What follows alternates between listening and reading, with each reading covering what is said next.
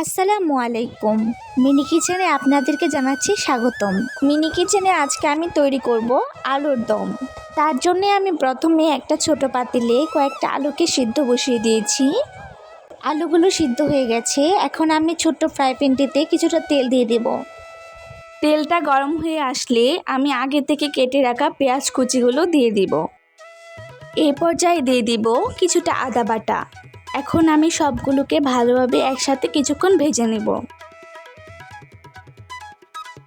তারপর দিয়ে দিব কিছুটা লবণ, হলুদের গুঁড়ো, মরিচের গুঁড়ো দিয়ে ভালো করে একসাথে মিশিয়ে নিব।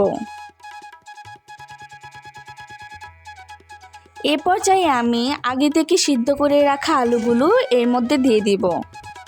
আলুগুলোকে এখন কিছুক্ষণ মশলার সাথে ভালোভাবে কষিয়ে নেব।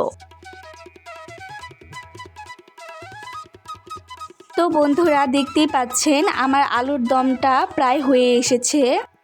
এখন এটাকে আমি সুন্দর একটা মাটির পাত্রে তুলে নিচ্ছি।